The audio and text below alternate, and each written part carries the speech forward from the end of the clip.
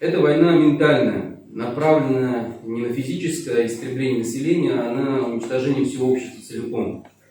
Цель этой войны – создать такую атмосферу, чтобы само общество, деградируя, превращалось в сокращающуюся биомассу, забыв свою культуру, историю, традиции. Эта война, она нацелена на хаос в обществе. Задача – разбалансировать систему целеполагания, лишить сложившиеся устои, нормы, традиции.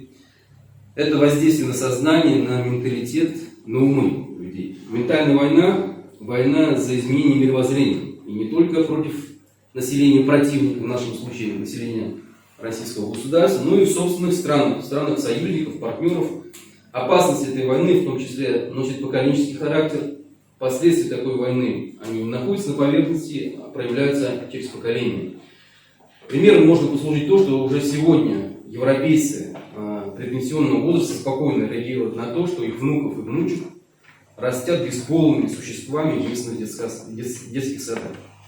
А ведь именно они, эти сегодняшние пенсионеры, 60-х, 70-х годов прошлого столетия, были инструментами такой войны в своих странах, участвуя в движениях хиппи, борясь за легализацию наркотиков, беспорядочных половых связей, называя это свободной любовью.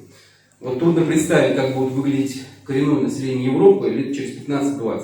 Ментальная война направлена и реализуется с учетом фактически формирующегося мира постправды, когда людей отучают от критического мышления, от стремления к познанию истины, формируют в них убеждение, что меняющиеся нормы или мнения отдельных личностей это якобы и есть истина, тем самым вообще ее отвергая, выбивая из-под основы общества его фундамент, разрушая основу здорового самосознания.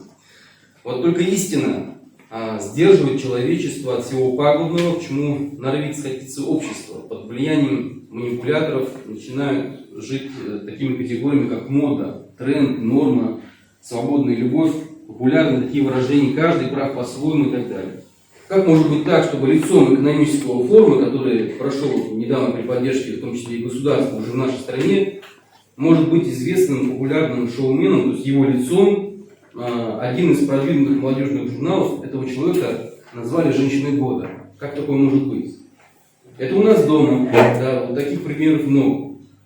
Почему это замалчивается, почему это не критикуется, почему это в общественных дискуссиях не обнародуется? Вот создается впечатление, что мы, общество, уже начинаем проигрывать эту войну.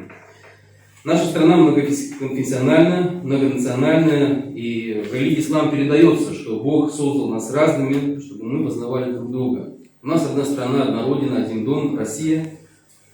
Так вот, разве наши прадеды и деды не защищали свой дом, свои семьи, свою родину от тех, кто вел с нами войны в разные времена? Разве не они нам пример, что мы не должны с равнодушием смотреть, как уничтожают наше общество? С нами ведут вот такую необъявленную войну, жестоко уничтожающую не только жизнь и здоровье, а травят наши души наших детей дьявольским шайтанским оружием, называющимся безнравственностью, аморальностью и с каждым годом все более изощренным.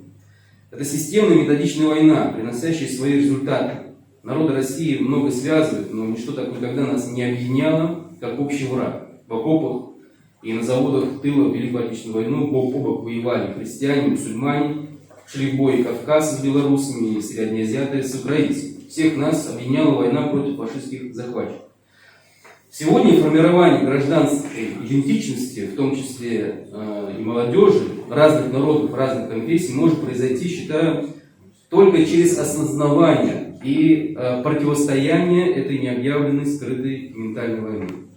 Вот в жилах нашего народа есть дух непринятия чужой воли и безропотного повиновения иностранного, чуждого нашим традициям мировоззрения. Нужно просто сформировать понимание смысла этого противостояния против нашего общества, его цели, задачи, методы, тактики и стратегии этой войны. Нужно разбудить наш народ от плена страстей, в который частично уже попало наше общество. В обществе обязательно должны быть очерчены красные линии, издавая которые наша страна и наше общество превратятся в руины. И вот одной из такой красных черт является то, что вот на днях на ежегодной премии Муз-ТВ известный шоумен Филипп Киркоров дал старт активизации движения ЛГБТ. Можно сказать, устроив презентацию своей гомосексуальности. Вот, значит, мы, мусульмане, часть нашей страны, мы считаем это возмутительным, это является позором для всего нашего общества, это оскорбительно для нас. И считаю, что первостепенную и огромную важную роль должны играть именно религиозные организации.